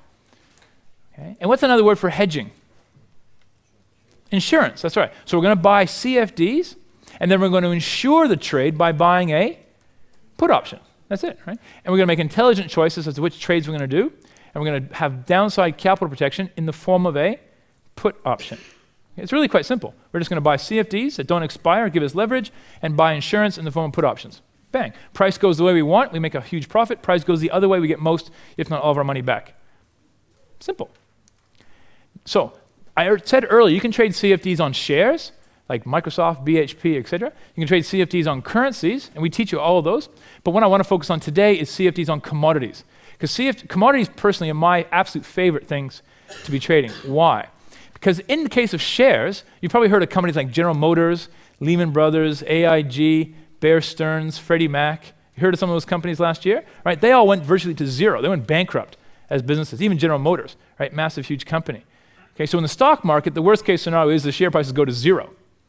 But in commodities, can commodities go to zero? No, why not? Because they're not companies. That's like saying the table can go to zero. No. There's always a value, right? It's a physical commodity. And in the case of the tradable commodities, like oil, people what? Need oil. right? We live in a hydrocarbon world. We need oil, and there'll always be a need for oil for the rest of our lifetimes and beyond. Okay, regardless if we have electric cars or not, we always will need oil because oil is not used just for energy. It's also used for asphalt and plastics and all kinds of other uses, all right? So we'll always need oil. And so the production cost of oil, right? If the price of oil came down to the production cost, what would all the producers do? They stop producing, right? And what would happen to the price of oil? Go back up again, right? So the price, the bottom of the worst case scenario is not zero for commodities. It's typically the production cost. And once you know what the production costs are, you know where the floor is, right? What's more, it costs money to produce oil. Oil doesn't just appear magically in tankers, right? You have to actually pull it out of the ground, clean it, refine it, put it on the tankers, sail it around the world, right? So therefore it costs money, doesn't it? And that's what makes up the production costs, right? And there's ultimately this underlying demand for it all the time. Okay. So we'll focus on crude oil because crude oil is A, my favorite commodity to trade, and B, the most heavily traded commodity in the world. Right? And it really drives all the other commodities because all other commodities require energy to produce. And so crude oil is the main source of energy on the planet. So looking at crude oil, we can see that back in 1998, the crude oil price was trading at $10 a barrel. You probably didn't even notice it back then, right? By 2008, 10 years later, it was trading at $148 a barrel. It was up 1,300% in just 10 years. Now, let me ask you, why, or what are the 3 reasons why the media told you that the crude oil price had to go up 1,300% in 10 years? What were the 3 main reasons? We're running out of oil. Okay, we've got the whole peak oil issue. We're running out of oil. Sure. What's the other one? What's that? Demand from who? From China, that's right. Growing markets, China, India, Brazil, Russia, Australia, the rest of the world's using up more oil all the time. And what's the last one? The Iraqi wars, that's right. The Afghanistan, the Iraqi wars, correct? So is it fair to say that those are the 3 big reasons why the media told you that crude oil had to go up 1,300%? Sure, okay. So please explain to me how in the heck the crude oil price could possibly fall from $148 a barrel down to $32 a barrel in 3 months last year. How could it fall 77%? Demand went down. Oh, I'm sorry, did China just hibernate? Did everyone in China just go for a whole year? Right? Did we just discover a huge amount of oil on the moon and we've been, quietly siphoning it back to the planet? Did the Iraqi wars finish and we didn't notice? No, is it fair to say that it is impossible for the price of oil to go to $148 a barrel purely based on supply and demand in the Iraqi wars and then collapse to 2001 levels in just 3 months? It's impossible, isn't it? Unless the price of oil is heavily manipulated, and in fact, it's got nothing to do with supply and demand and the Iraqi wars, and there's far other reasons why the price of oil could go up and back down again. Is that fair to say? Okay, sure. So let's now, now that we have that appreciation, let's start talking about who actually drives the price of oil, because it's not what the media would otherwise have you believe. Okay. Now, the crude oil price fell 77% last year, down to $32 a barrel. Now, the production cost of the oil, the cheapest oil in the world, is about $30 a barrel. And that's produced out of the Middle East, right? Because the Middle East, they literally put a pipe in the ground and it comes out. Right? Very, very straightforward. Now, who's ever heard of the city called Dubai? All right? Who's ever been to Dubai? All right? If you've been there, you've seen 40% of the world's cranes building the fastest growing city in the world, correct? Over the last 5-10 years. Now, all being built on oil profits. Right? What did all the cranes do when the price of oil fell to production costs this year? Stopped. The whole city stopped. People are fleeing the city. Not surprising, a year later now, Dubai's defaulting on their loans and everything. The whole place is just falling apart. Because it was all built on oil profits, and all the profits in 3 months disappeared. Now, which country has more oil than any other country in the world? No, Canada. Canada has more oil than any other country in the entire planet. But in Canada, all the oil is tied up in the tar sands, so it's much dirtier oil. Right? It takes a lot more expense and energy to pull the oil out and clean it off than, like the Middle East, it's much easier to get, right? Canada is much more expensive. Which country has the second most amount of oil of any country in the world? United States. Okay, but in America, it's even worse. It's all locked up in the rocks, in the Rocky Mountain. Literally, they have to drill down a kilometer and cook the oil out of the rocks. Very, very expensive. So as a consequence, North American oil costs about $65 a barrel to produce. So when the overall price of oil falls to $32 a barrel this year, what did all the North American oil producers do? Stop production. Okay? So this year we found that global production has actually halved in production. Okay, here you can actually see a chart. All right, this is about the global production now. And by 2008, every oil rig and platform on the planet was working 24/7 when the oil price was about $150 a barrel. But as soon as the oil price collapsed, what happened to production? 50% reduced, literally overnight, back at 2001 levels. And yet, this gentleman over here said that consumption has dropped. In fact, consumption only fell less than 1% in 2008. Consumption in 2009 is actually as high as it was in previously 2007, and 2010 is set to have the highest consumption of any year in history. Okay, so even though we've had this global recession, has that meant everybody's been riding bicycles? No. So it actually hasn't stopped consumption at all, only briefly in 2008. Consumption is now higher than it has ever been, and next year is going to be higher again. However, we've now got half as much oil being produced than we've had in the last 6-7 years. So therefore, if you've got a huge demand and a lower supply, where's the oil price going to go? It's going to go back up again, right? So who therefore thinks the oil price is likely to rise again? Okay, sure. So who'd like to learn how to make a huge profit out of trading oil? All right, well, pay attention. Okay. So here we're going to learn how to trade oil with CFDs. Now, you can go and trade oil with the futures market. If you come and do my training programs, ultimately I teach you how to trade oil on the futures market, because that's where you're trading the actual underlying oil itself. It's a bit advanced for today. So a more simple way to trade oil is to trade a company. There's a company on trade on the US market called USO. Okay? It stands for United States Oil, but it doesn't trade necessarily United States oil. It trades global oil price. All the company does is it doesn't produce oil, it doesn't distribute oil, it doesn't store oil. All it does is it buys oil. And so the entire value of the company is based on the oil they own. So if the oil price goes up, the value of the company goes up. If the oil price goes down, the value of the company goes down. Right? And then you can buy shares in the company. Right? And the idea is the share price mirrors the oil price. So if the share price goes up 5%, the share price goes up 5%. If the share price goes down, so oil price goes down 5%, the share price goes down 5%. Right? It's a way for people to trade shares that mirror the oil price. Make sense? It's what's called an exchange-traded fund. Right? It's called, and this code is USO. Then you can trade CFDs on the shares to get 10 times leverage. So if the oil price goes up 1%, you make how much? 10%. Right? Oil price goes down 1%, you lose how much? 10%, right. But you can you buy a put option to hedge it? Absolutely, okay. So here we can see the price of USO, right, the company, and here I've overlaid the price of the crude oil. Now I've shifted the crude oil price just so you can see how, otherwise they sit on top of each other. So you can see how the two prices match each other, right? So if the oil price goes up 5%, the USO price goes up 5%, and vice versa, okay? Now, back in April this year, so a couple of months ago, oil was trading at exactly $50 a barrel. And at the same day, right, the USO share price was trading at $30 a share. So understand that the shares were traded dollars per share, $30 per share. The oil is $50 per barrel. Okay, so the prices are slightly different, 50 and 30, but that's not important. What's important is that the percentages move the same. So when oil moves 5%, the share price moves 5%. Make sense? Okay, so that's what happens. All right, so again, the price of oil doesn't match the shares, but that's not important. It's the percentages that match.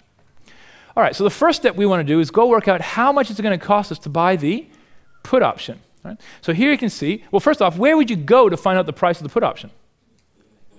To the what? To the internet, that's right. And which website would you go to? You could go to which website? The Platinum Pursuits website. Excellent. Actually, that's worth a book. Well done. Okay, here you go.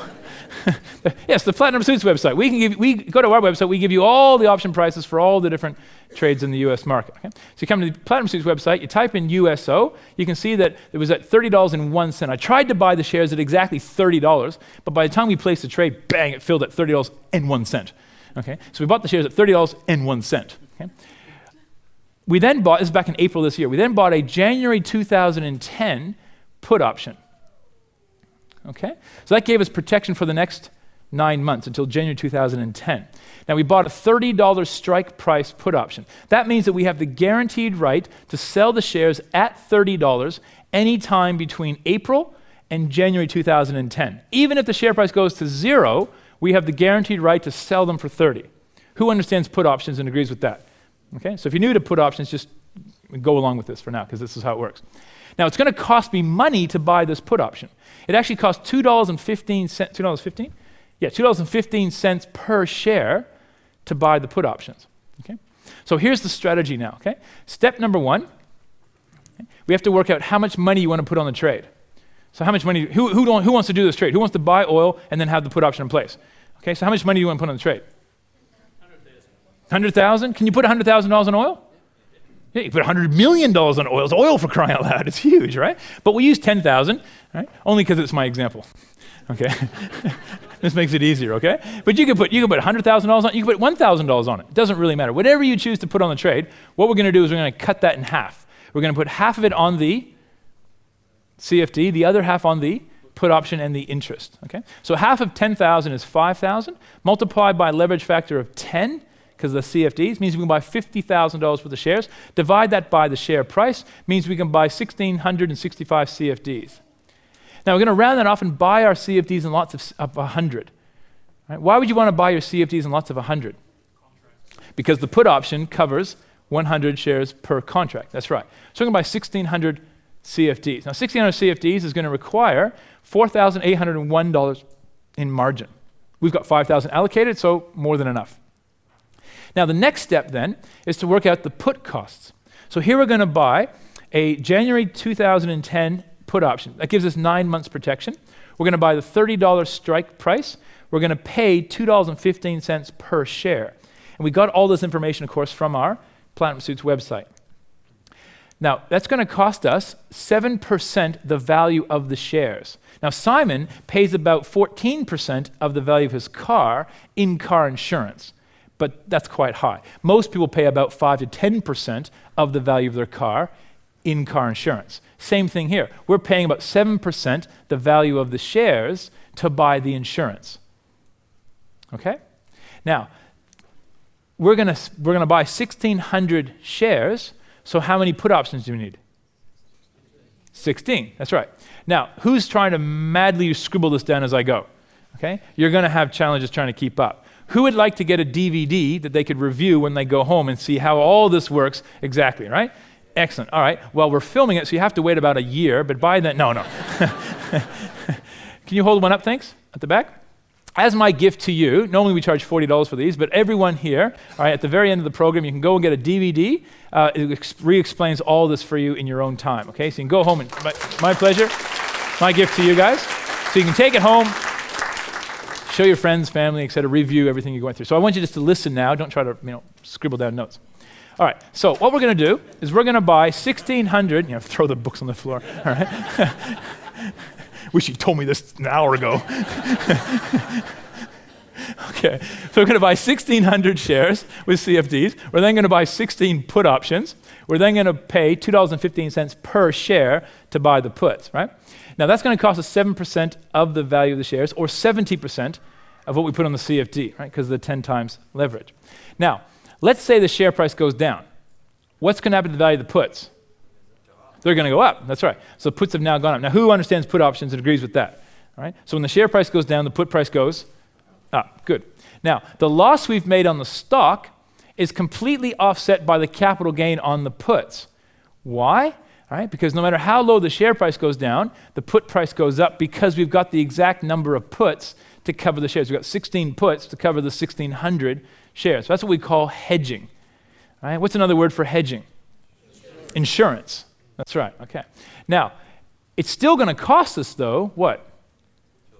Right? Even if the share price goes down, put price goes up, they cancel out, so we get all the money back that we borrowed, but it's still going to cost us what we paid to buy the puts, right? The $2.15, right? Which is equal to 7% the value of the shares. Like, Simon, if you crash your car, they might fix your car, but do they give you $1,000 back too? No, so it still costs you the cost of the insurance, correct? You probably don't care because you got the car fixed, but the reality is it's still going to cost us about 7% of the value of the shares. So having a put option in place is like having a guaranteed stop loss, that no matter how low the share price goes down, the most you can lose is 7% the value of the shares. But a 7% drop on the value of the shares is equal to 70% of the money we put on the CFD. What was rule number one? Never lose money. It didn't say never lose money up to 70%. It said what? never lose money, okay? So we need to have insurance on the shares, but we also have to have insurance on the insurance, right? That way, if the share price goes down, not only do we get back the stock money, we also get back the what? The insurance money. Now how do we get insurance on the insurance? We buy extra insurance, okay? We buy extra insurance. How much extra insurance? Okay? Well, when you come into my program, you learn how to optimize this, but for now, as a rule of thumb, about 30%. Okay, so 30% extra puts is what you require. Okay, so what does that mean? 30% on 16 would be an extra 5 puts. So why does this work? Because if the share price goes down, the 16 puts go up, those two cancel each other out. But the extra 5 puts, what do? If the share price goes down, the 5 puts also go up. Now the profit on the extra puts, we don't need that to cover the loss on the stock, so we use that to do what? Pay us back the cost, not the brokerage, to cover the cost of buying the put option in the first place. Okay? So if the share price goes down, you get back all the cost of the stock and the cost of the put option. So you don't make a profit overall if the share price goes down. You cool with that? If the share price goes down, there's no profit at all, but you get all your money back, or most of your money back at least. Who's cool with that? All right, cool. All right, now, so all we're going to do, this is a whole strategy now. We're going to buy some shares with CFDs, we're going to buy enough puts to hedge them, and then we're just going to buy 30% more puts. That's it. That's the entire strategy now. In my opinion, the most powerful strategy on the planet for building wealth. So in summary then, we need 4801 for the margin, we need 4515 for the puts. What about the interest? The interest is the only other cost we're going to have. Now, how long are you going to hold this trade for? 9 months? Well, that's how long the put lasts. What if the oil price gapped up in the first week 30%, and you're up 300% profit in the very first week? Who's pretty happy with 300% profit in 1 week? Sure, you'd be closing out. Right? What if the oil price just keeps going up and up and up and up and up, and you want to keep holding it? What happens after 9 months? Insurance expires. Okay, but what do you do when your car insurance expires? You buy another. Do you have to sell the shares? No. So you can keep. What if the oil price is going up? Could the oil price keep going up for the next 3 or 4 or 5 years? Who thinks the oil price could go back to 150, 200, even $300 a barrel in the next 2, 3, 4, 5 years? Right. So you could. Why would you want to get out? You keep holding it, but what do you do when your put option expires? Buy another one. But now the oil price is up here. Where do you buy the put option? You could buy it up here. So now you're locking in all your profit and your original capital too, correct? So you just keep buying puts as you go if you want to. Cool. All right. So how long are you going to hold the trade for? Don't know. But we know we have to pay interest, right? And we know we're going to pay $1 per day for every $10,000 worth of shares. Here we're controlling $50,000 worth of shares. So it's going to cost us what? $5 a day. Now the broker will just take $5 a day out of your account to cover the interest. So obviously you don't want the broker ringing up saying, "Need another $5, please. Need another $5, please. Need another $5, please." Right? So what I suggest we do is just put aside some money in the account just to drip feed the interest. Does that make sense? Okay, so let's just put $700 aside, and that will cover the interest for at least 5 months. So we can buy the shares, buy the put aside some money, go to sleep for the next 5 months. Okay, there's no cash flow issues whatsoever. All the money's there to just drip feed the interest as we go. So all up, then we need $10,016. How much did we allocate for this trade? 10. We got more than enough, right? We got just enough money to cover 7 months or 5 months worth of interest and the whole lot. And finally, then we got to work out the break-even point, because we know that if the share price goes down, the puts go up, and the extra puts cover off the cost of buying the put. The whole thing balances out. We don't make a profit, but we get our money back. But which way do you actually want the oil price to go? Up. Okay. So let's say the oil price goes up. What happens to the value of the puts? They go down. That's right. So we're going to lose money on the puts. Now we've paid 7% the value of the puts, plus we bought 30% more. So we've actually paid 9.1% the value of the shares to insure the trade. So therefore, how much does the share price have to go up so the capital gain on the shares pays us back the cost of buying the puts? 9.1%, exactly. All right, so the first 9.1% the share price goes up is not a profit, but we get all of our money back. Once it gets over 9.1%, then we're into profit, but now it's leveraged 10 to 1. Make sense? Okay, so let's have a look. All right, we work out the break-even point, and that comes out to $32.80. Now, all this longhand, you don't actually do it longhand like this with the mathematics. Okay, when you do my program, we give you software that does it for you. Right? The reason why I'm doing it this way, though, is just so you can see the end result. Can you see how we got to the end result? Okay, so we apply this now to the graph. So we can see we're buying the shares at basically $30. We're buying a $30 put. So if the share price goes down, the trade's protected. If the share price goes up, it has to go to 32.80, which is the top of the blue section. Everyone sees the blue section there? Okay.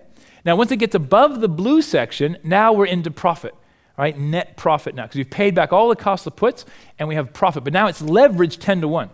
So every 1% the price of oil goes up in the green section is a 10% profit on our CFD margin. Sound good? Okay. Now, looking at the blue section, how quickly could the share price get above the blue section? In a day, couldn't it? In a week or so. So you can see here the cost of the insurance is very small compared to the protection that it gives you. And let me ask you, how many people here would be totally comfortable to do this trade so long as you have the put option in place? Excellent. How many people here would do the trade if they didn't have the put option in place? Nobody. See, that's the big difference. See, results, success doesn't come from profit. Success comes from protecting your money. Once you protect your money, right, once you eliminate risk, all you have left is what? Profit. But if you don't eliminate the risk, you could have a huge loss. Make sense? Okay. Let me put it another way. If you didn't buy the put option, the only extra profit you could make is the blue section.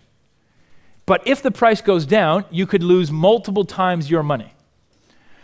Who here thinks it would be totally stupid to not buy the put option, considering that you're only giving up the blue section of profit? In other words, who'd be quite happy to give up the blue section of profit in order to have the huge downside protection of the red zone and still have all the profit potential of the green zone? Who thinks that makes total sense? And frankly, you'd be a moron not to do it. Is that fair to say? So why don't people buy put options to hedge their CFDs? They just didn't know how, right? They just didn't know how they could. Why didn't they know how? No one told them. How long has it been around for? Years. I've been teaching this particular strategy for 6 years now. Right? It's not new. You've just heard about it for the first time. All right. So here we purchased a trade on oil. We bought a stock that mirrors the oil price. Right? We've put in place a protection for the next 9 months. Right? The price of oil has to go up 9.1% to break even, and then we make a profit after that. The price can now go where? It's up, down, or sideways. 3 different ways. So let's say it goes up, down, or sideways. Okay? First one, let's say it goes up. Now, if the price of oil went up, let's say the price of oil goes up to $85 a barrel. If the price of oil gets up to about $85 a barrel, then the price of the shares is going to be up near $50 a share, because the shares run about $30, $35 behind the oil price. Okay, remember before the price was at $50 a barrel and the shares were at 30? So if the oil gets to 85, the shares will be up around $50 a share. Make sense? Cool. So looking at the graph, is it possible that the share price could get back to $50? It was at 120 last year. Absolutely, right? So I'm only asking the oil price to get back to about half of where it was last year, let alone all the way back where it was last year. Okay? Now, if it did that and the share price went up to $50, okay, there'd be a profit then of $17.20 per share, which is a return of $27,520 on profit on the oil trade. Now, take off the interest would leave a net profit then of $26,800. That's only if the oil price gets back to half of where it was last year. Now, who here could afford to use $26,800 to pay off their petrol bill for the rest of their entire life? Right? And how long would it take to actually buy the CFDs? Seconds. And how long would it take to buy the put option? Seconds. So a trade that would take you less than a minute to place, and you'd hold it for a period of time, doing nothing per day, just holding it. If the price of oil gets back to half of where it was last year, you'd make enough profit from that trade if you allocated 10,000. Right? You might allocate less or more, right? To pay off your petrol bill virtually for your life. Who thinks it's a fantastic looking opportunity? And who thinks the oil price is going to go back up? I mean, come on, give me a break. Show me something better. Now, the stock price could also what though? Fall. Now, can the oil price go to zero? No, it's impossible for oil to go to zero because there's always a demand. But could it fall? Yeah, sure. Okay, it could fall. So let's say the share price does actually go down. All right, if the share price fell to, say, $20, we would lose $10.01 per share because we bought them for $30.01, right? So we'd lose $16,016. If you had no put options, that would be a loss of 334% of your margin. And how would that feel? Lose 3 times more than you put in. Ow. Right? But how would you feel if you had the put option? Right? And that's the feeling you want to have, right? Whenever you feel like, While you're trading, okay, that's when you know you're doing it right. All right? If you have the feeling of, oh God, that's when you know you're doing it. Who has that feeling when they normally trade the market? Who has that, oh God, type feeling, okay? Do you think Warren Buffett goes to work feeling, oh God? No, Warren Buffett is, that's a professional trader, okay? That's an amateur trader. All right. Now, if you got the put options, the share price has gone down, but what are the puts now worth? The puts are now worth a guaranteed minimum of $10 per share. Why? Because you have a $30 strike price. The shares are now at 20. Just the intrinsic value of those put options, guaranteed, is worth $10 a share. Not even counting the time value that's remaining. Who understands put options and understands what I'm saying? Agrees with what I'm saying, right? So guaranteed, those puts are now worth $10 per share, which you can immediately sell the puts, getting $21,000 cash minimum. That more than offsets the loss on the stock, leaving a surplus of $4,984. Why did we get a surplus? Why have the value of the puts gone up more than the share price has gone down? Because we bought the extra puts. Who said that? Was that you? Well done, mate. Well done. All right. Team one, go team one. All right. Now, yeah, exactly what he said, right? Because we bought the extra puts. If we hadn't bought the extra puts, then the profit on the puts would only offset the loss on the stock. Because we bought the extra puts, they've gone up in value as the share price went down, which has given us a surplus of $4,984. Now, what do we use the surplus for? To pay us back the cost of buying the puts in the first place, right? Which is $4,515. So we actually end up with a small profit to pay off the interest. So the share price has gone down. We haven't made a profit, but we've got all the money back. Make sense? Okay, is that cool? Haven't made a profit, you get your money back, all right? Or the share price could go where? Worst case scenario, the share price goes where? Sideways. Now, why is this the worst case scenario? We're not losing any money on the shares, but we're running out of what? Time on the put option. That's right. Now, when Simon buys his car, right, what he's really buying is he's buying insurance. He's buying protection for a period of time. Make sense? When he buys his insurance. Okay, eventually your time's going to run out. You've got to buy more insurance, correct? It's the same thing here. We're buying protection for a period of time. Now, what we find with put options is that about 2-3 weeks before they expire, they lose about 2/3 of their value. So just in the last 3 weeks of their life, they lose 2/3 of their value. So we're going to buy put options back when we've got about 9 months worth of time. Now, if the share price goes dead sideways, when we have about 1 or 2 months left to go, what do you do with the put option? You sell it, right? You sell the put option. Why do you sell the put option? What's that? Well, you don't make all your money back, but you can sell the put option and get a big chunk of it back, right? Who here has ever bought a car, insured the car, you then sell the car before the car insurance expires? Who's ever done that before, right? And you ring the car insurance company, what do? They give you a check for the remaining time that you didn't use, correct? It's the exact same thing here. We're just selling our option before it expires. If the share price has gone sideways, we're going to get back about 60% of what we paid to buy the put, which means we'll lose about 40% of what we paid to buy the put. So we're going to have a loss in this case of about $1,800. Now, how much did we allocate on the whole trade? 10,000, right. So we're going to lose about 18%. So understand this. If the share price goes up, we get our money back and a big profit. If the share price goes down, we get our money back, no profit. Okay? If the share price goes dead sideways, and what do I mean by sideways?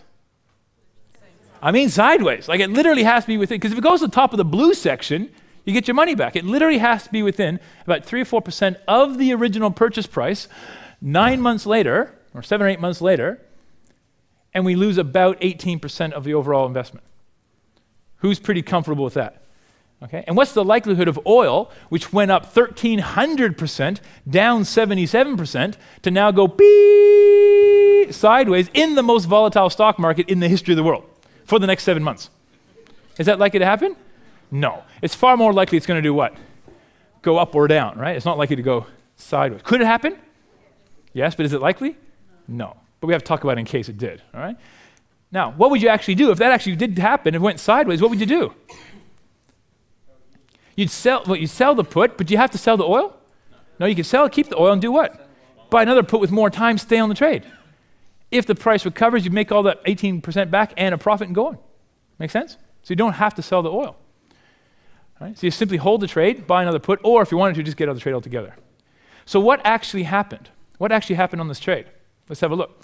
Okay, so we entered the trade, and you can see the blue section now. I've zoomed in a little bit right now. Okay, so we want to get to the top of the blue section and then into the what? Into the green section. Okay, so here we're entering the trade. So which way do you want the price to go? Up, okay. Over the first few days, what happened? The price went, oh, it went down. But how do you feel? Yeah, fine, you get the put option in place, right? Everything's good, all right. Where do you want the price to go now? Up. Okay, so within a month, the price is now at the top of the blue section. So we've only just now broken even. We haven't made a profit yet, but we're just breaking even. You can now close out and get all your money back. Who's comfortable at this point? All right, very good, okay. So who would close out now? There's no point to close out now, right? You've only just made your profit, correct? So which way do you want the price to go now? Up. Now, of course, remember, this is a U.S. stock, okay? It mirrors the global oil price, but it's traded on the U.S. market. Okay, so what are we doing while the U.S. market is trading? We're sleeping. That's right, we're sleeping. Okay, so 6 or 7 o'clock in the morning, local Queensland time, the stock market in America closes. So you wake up 7 o'clock in the morning, the market's already closed. You go over to your computer sometime during your day, afternoon, evening, morning, doesn't really matter. You download the stock market data to your computer, you look at the chart. How quickly can you tell that there's nothing to do today, that the price is only just sitting on your break-even point? How quickly can you tell that? Like that. So what do you do now? There's nothing to do. In fact, the market's closed. There's really nothing to do. You are forced to do what? Turn the computer off and go where? Outside.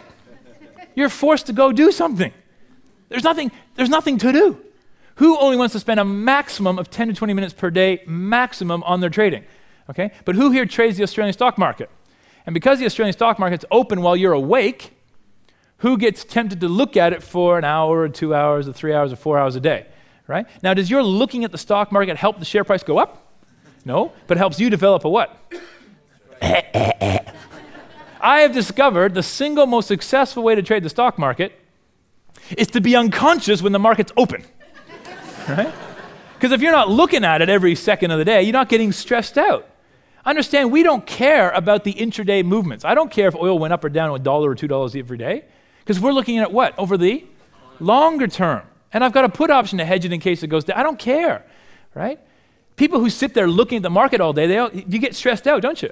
Doesn't it make far more sense to identify the longer-term trend, take a good-sized position using leverage, put insurance in place in case you get it wrong, and go to sleep for 5 months? Look at it for 10 seconds a day. In fact, who here owns an iPhone? Right? Who loves their iPhone? All right, they don't understand, do they? Unless you have an iPhone, you just don't understand.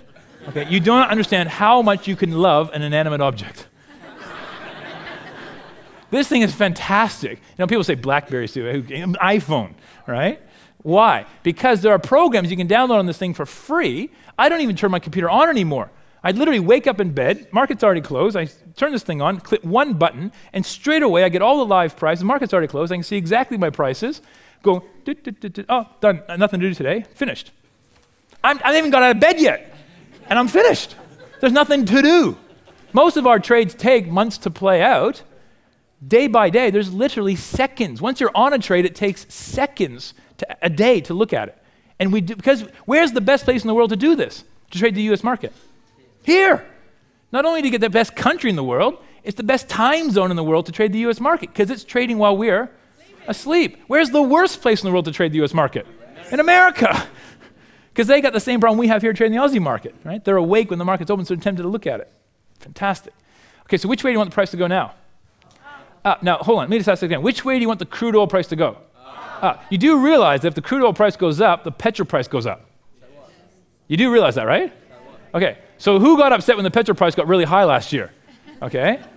Obviously, you didn't have CFDs on oil, correct? The only people who complain about the petrol price are people who don't have CFDs on oil, correct? If you have CFDs on oil, where do you want the petrol price to go?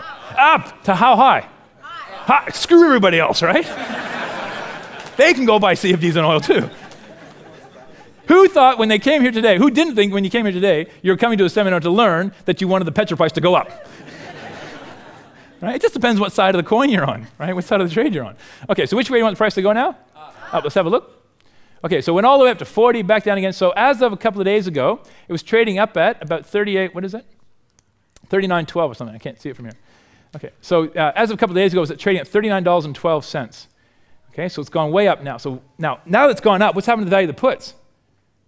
They've gone down, that's right. So the puts are now worth, how much is that? The puts are now worth $1.55. So we've lost money on the puts. So all up, there's a profit of $14,576, but we've lost $1,260 on the puts. Who's excited about losing money on the puts? Come on, who's excited about losing money on the puts? Why are we excited about losing money on the puts? Because we made more money on the shares, right? We made more money on the trade, right? So I mean, you don't want to crash your car, do you? Now, you don't have the hassle of the car being smashed and you being dead, God forbid, right? You only bought the car insurance, why? In case you crash the car, correct? It's the same thing here. Which way do you want the price to go? Up. You don't want it to go down. But if it goes up, the put price goes down, correct? But that's okay, because we already worked out where the break-even was. It already went through the blue section months ago. Ever since then, we've been in a profit. So every day we've been in a profit. Imagine waking up in the morning, every day you're in a profit, and it's just going up and up and up. How does that feel? How quickly do you want to wake up in the morning to check your phone? Right? How much more money to make that night? All right, take off the interest to date, have a net profit then of $12,266. That's up till right now, right? A total profit then of 255%. So in other words, you got all the put costs paid back, all the interest paid back, and a 255% net return on the investment. And we've still got a couple months to go before the put option expires. Now here's the big question. How high can the oil price go? How high can the share price go? Right? Now we know the oil price got to 148 last year, and the share price got to about 120 last year. Let's say the oil price only gets back to $110, $120 a barrel, not even the high of last year. If the share price gets to about if the oil price gets to 120, the shares will get to about 90. Does that make sense? Because it's about $30 behind, right? So the share price, now look on the graph, you can see that's not even the high of last year. Right? If the share price goes to 90, who feels like kind of missed the boat? Like who wished they got onto this trade back in April this year? Okay, have you missed the boat? Has the oil price already zoomed back to last year's highs? No, in fact, you can get on now. Forget April's price, now's price. Literally now's price. From where it closed a couple of days ago, if you got on the trade on Monday, tomorrow, which is pretty much the same, price has gone sideways the last couple of days. If you got onto it now's price, and the price of oil got back to 120, and the share price got to 90, right, that would be a rise of about 137%. Take off 10% to cover the cost of the put, leave about 127% on the shares, times 10 for the leverage would be a 1,270% profit. To put that into context, who here would have about $1,000 with which they would be prepared to put on the CFDs for this trade? Okay? If I'm right, and the price of oil goes back to 120, and the shares go to 90, and you got on the trade now, not April now, $1,000 would turn into $12,700. Who would have $10,000 with which they could use to put on the CFDs? Okay, and again, if I'm right, $10,000 would turn into $127,000. For a 2-minute trade, it would take you, and about 10 seconds a day to look at it, over however long it took for the oil price to get back to 120. The last time it went from where it is now, $70 to $100, took 3 months. I'm not saying it will happen that fast again, or whether it will or not, but if I'm right and it goes up, 10 grand would turn into 127,000 net profit. Who here would change their life if they earn 127,000 passive on the side? Now, I'm not suggesting this, but just think about it. Okay, I'm not suggesting it, but a lot of you are a mature audience. How many people here would have some equity in property? You might want, don't have to put your hand up, but you could borrow against the equity to place a trade. I'm not suggesting this, right? But just think about it. If you put $100,000 on this, and I'm right, the $100,000 would turn into $1.27 million. Whose life would totally change? Again, for the exact same 2-minute exercise and 10 seconds a day, if you think the oil price is going to go up, this is, in my opinion, the most powerful way. And remember, you got the put options to protect the trade. Make sense? Show me a more powerful strategy, because I would love to see it for generating wealth in just literally a couple of minutes exercise, seconds a day to monitor it, with downside capital protection and phenomenal leverage if you get it right. In a market that we know the price has already gone to 148 before, and it's currently recovering like that right now. I've been telling people, Rob, back of the room, I've been telling people to buy oil since February this year when it was 32, wasn't I? Every event this year, I've been screaming at people, buy oil. Even though I'm not supposed to give you advice. It's not advice. Buy oil. No. Right? I've been saying it all year, right? Holy smokes, all right? Now, here, have a look. I'm running out of time. Quickly, here's the oil price over the last few years, right? Now, you see $75, which is where it roughly is now. Look back at 2007. It has hit $75 in 2006 and 2007, and then it's hit it multiple times. Why? Why is $75 the single most hit price, where the most resistance price? Why has it hit that price so many times? Because $75 is when North American oil becomes viable, right? And that's a real key price. Now, back in 2007, when it hit $75, it finally broke $75. Within 3 months, it was at 100. And that was at a time when people couldn't believe it was that high. Today, it's right back at $75. It's actually broke 75. It's near 80 at the moment. It's broken 75. I personally believe we are at the beginning of one of the absolute biggest bull markets in the commodity market in the history of the world. Why? Because real estate is still down. And unless banks lend again, real estate's not going to recover. Stock market's starting to recover, but in America, it's a jobless recovery. They have that record high unemployment, and yet the stock market's recovering. So who thinks their stock market recovery is not actually based on growing prosperous wealth? It's actually just a rebound from the drop and the stimulus that they've been doing. Right? They've got a massive unemployment problem. And when that problem rears its head in about 3 to 6 months and inflation starts to rally, I think we're in for a massive stock market crash. So money, when it comes out of markets, has to go somewhere. Typically, historically, it would go into bonds, but the interest rates now are the lowest they've ever been. So where's the only place left to go? Commodities. And I think that we're in for potentially the single biggest commodity boom in the history of the world. And particularly when oil breaks 75, because as oil starts to rally, it pulls all the other commodities up with it. Where's gold right now? Gold is at a record high, hit over $1,200 an ounce. And Rob, for the last 3 years, I've been telling people to buy gold. 2 years ago, if you came and saw me, I told you to buy gold when it was $600 an ounce. Where is it now? And I told people back then, it's going to go to $1,100, $1,200, and no one believed me. Right? How many people here own gold? Well done, Rob. What about silver? Silver is even more exciting. We were buying silver when it was $8. It's now over at $19. Right? It's fantastic, right? So we've been talking about this for a long time. You guys just need to sort of get to the program. The benefit you have, though, is that the entire commodity market crashed, and now it's what? It's recovering. You literally have a second opportunity to get on board this thing, because we already know where the price has been before, and with all the other markets suffering, there's one market to go. And when there's huge financial uncertainty, where do people want to put their money? Into physical hard assets, right? Gold, silver, oil, copper, zinc, like physical hard commodities. That's why I personally think we're about to go through the biggest boom in the commodity market ever in the history of the world, and why I can't encourage you enough to think about looking at trading CFDs with put option protection on this, and just follow our lead. We'll show you exactly what trades we're doing.